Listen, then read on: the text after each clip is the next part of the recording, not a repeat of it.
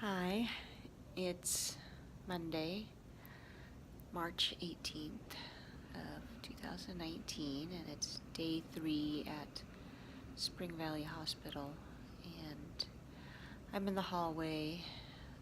I didn't want to film this with Tom because he's still out of it and not really thinking clearly, partially from being on a lot of different meds and not having enough sleep and having an infection.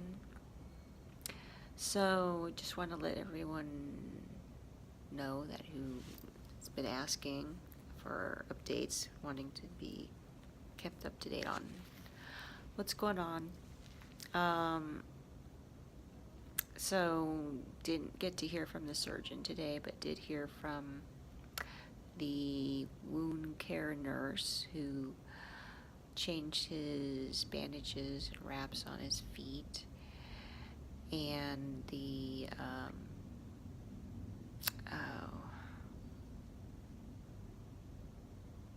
forget now the name. Sorry, it's been a long day. They didn't come until like the afternoon, right when I was like about to leave to go get some stuff from the store, and my friend Dorothy was sitting with Tom, so luckily one of them I ran into just as I was about to leave, so, and the other one I was in the parking lot and my friend called me and I was able to talk with them over speakerphone, and then I got there at the tail end. Anyway, so the kidney doctor said that, things look good. After the dialysis that was done yesterday, his toxin levels are down. They're down from when he first came in, so they're not like miraculously, normal. So she said didn't need to have dialysis today. We'll look at the blood work tomorrow, and so she will be back tomorrow. And her name is Dr. Jenga, and I found out that my friend Karen, her dad, has that doctor, so I was glad to hear that his doctor was good, and it's the same doctor that Tom has now, so, and for kidney, and she seems more competent than the other one. At least she seems like to know what she's talking about and is more professional. So, but the general doctor came in, and so I asked him about being moved out of ICU into the general unit, and he said, well, that depends if when they take Tom off of this medicine that makes his blood pressure go up, if his blood pressure stays up, because if he needs to be on that blood pressure medicine to keep it up, then they have to keep him on constant monitoring. So I guess that's the difference between ICUs, that they keep you on a monitor for everything constantly, and it automatically checks every 15 minutes, and alarms go off if it's in danger zone. Where if you're in the general floor, then I think they only check once an hour or two manually, like some assistant actually comes around and checks. So those of you that have been in the hospital before probably know this, but for those of you who have not, then just want to let you know what the difference is. So the wound care nurse said that his left foot looks okay. It's dry, and she said if they can get the circulation improved, then that dead black tissue will eventually fall off like a scar, and new fresh tissue will replace it. The other foot is wet, and so she said it looked like wet gangrene, and so she wrapped it so that and put some stuff on it to like dry it out, and then hopefully it'll end up like the other black tissue and end up just, becoming a scar and falling off. But she said, yeah, it looks a lot different, and because of the odor it's giving off, that it's got an infection. They're treating it with antibiotics, so if they can get the infection stopped and get that skin dried out, then have a chance, I guess, to save the foot. But she said that, she's just the nurse to take care of dressing it and stuff. She said the surgeon is the one that really could tell like how extensive, I guess, the damage is on the foot. So I'm not sure. They did a culture, because I know one of the doctors had asked the nurse to swab a culture to see, I guess, how bad it is. And I haven't heard back on that yet. And they did a CT scan to check his abdomen and his legs, and there's no blockages there, so that's good. And Tom still is having abdominal pain, which they did give him some morphine, but it started to make him kind of loopy. So they stopped that, and constipation too goes with that, and he hasn't been able to go, so but he hasn't eaten really anything, so, but they said he should still have something in there, so to he should be going at least once a day, a little something. So anyway, don't want to get into that too much, but so I'm still struggling to get him to drink and to eat, because he's just so groggy and tired and sometimes in pain. Luckily it's not all the time, and he's just uncomfortable. He's got bumps and bruises from falling so many times on his butt, and so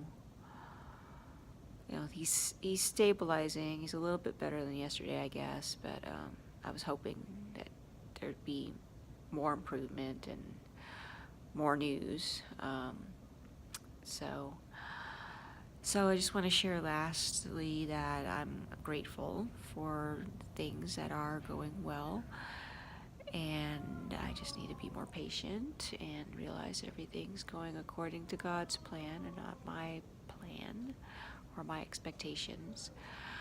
And I have been trying to keep up with the messages on Facebook and text. So I hope I replied to everybody, or at least hit like to let you know that I saw it. If not, like I always say, please reach out to me directly, call me. Because if I see a voicemail, I definitely return the voicemail, at least by calling you or at least texting you if it's not convenient to call or whatever. So, and I'm thankful for my friend Dorothy for stopping by after working a full day to visit with Tom a little bit, even though he kind of was out of it. And she went to the store to get me some food at Sprouts while I was talking with the wound care nurse. So I really appreciate that. And she said she's going to come back, what was that, Wednesday, I think. So looking forward to that. And let's see, tomorrow's Tuesday, so